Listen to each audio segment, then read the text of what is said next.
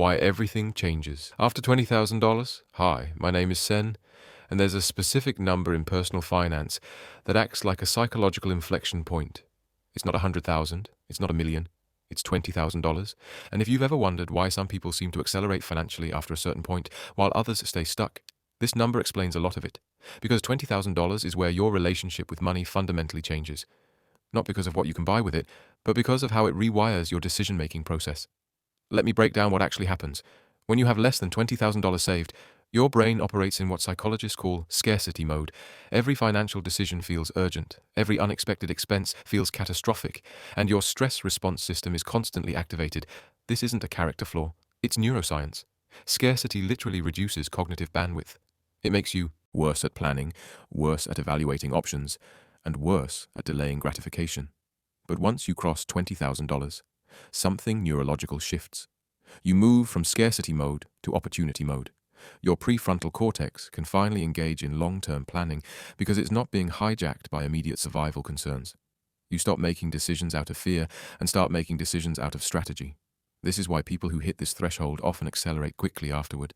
It's not that they suddenly got smarter or more disciplined. It's that their brain finally has the space to think clearly. Here's the first thing that changes. You stop paying the poverty tax. The poverty tax is the premium you pay for not having cash. Overdraft fees, payday loans, late payment penalties, high-interest credit cards. These costs are invisible to people with money, but they're devastating to people without it. Research shows that low-income households pay an average of $2,000 per year in fees and interest that wealthier households avoid entirely. Once you have $20,000, you escape this trap. You can pay bills on time. You can avoid overdrafts. You can pay credit cards in full. And suddenly, you're keeping an extra $2,000 a year that was previously leaking out of your budget. The second thing that changes is your credit profile. Lenders don't just look at your credit score, they look at your liquidity. Someone with a 750 credit score and zero savings is a higher risk than someone with a 700 credit score and 20,000 in the bank. Because liquidity means resilience. It means you can handle disruption without defaulting. This translates into better loan terms, lower interest rates, higher credit limits, and access to financial products that were previously unavailable. Over a 30-year mortgage, the difference between a 4% interest rate and a 5% interest rate is tens of thousands of dollars. That's the direct financial benefit of liquidity. The third shift is psychological, and it's the most important one. Once you have $20,000 saved, you start thinking in terms of ROI instead of survival. You stop asking, "Can I afford this?" and start asking, "Is this the best use of capital?" That's a completely different question, and it leads to completely different decisions. For example, someone without savings sees a car payment as a necessity. Someone with $20,000 sees it as an opportunity cost. They realize that a $400 monthly payment is $4,800 a year that could be invested. Over 10 years, at a 7% return, that's $66,000. The car costs them $66,000 in foregone wealth. This kind of thinking only becomes possible when you're not in survival mode. And it's the thinking that separates people who build wealth from people who stay stuck. Here's the fourth change, and it's behavioral.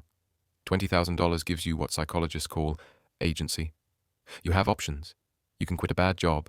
You can negotiate salary. You can take a calculated risk. You can invest in yourself. People without savings can't do any of this. They're trapped by circumstances. And that trap is expensive. They stay in underpaying jobs longer. They accept worse treatment. They pass up opportunities because they can't afford the transition. $20,000 buys you freedom. Not financial independence, freedom. The freedom to make choices based on long-term value instead of short-term necessity. Now let's talk about momentum. Once you reach 20,000, the next 20 comes faster. And this isn't motivational rhetoric. It's math. Because your money starts working for you. If you invest that 20,000 and earn a 7% annual return, you make $1,400 a year without doing anything. That's $116 a month. For most people trying to save, that's a meaningful contribution. And it compounds. Every dollar you add accelerates the process. This is what people mean when they talk about wealth building momentum. The first 20,000 is brutal because you're doing all the work. But after that, your capital starts contributing, and that contribution grows exponentially. Here's what you need to understand. $20,000 is not the goal. It's the launch pad. It's the amount that changes your psychology, changes your options, and changes your trajectory. If you're not there yet, that's okay.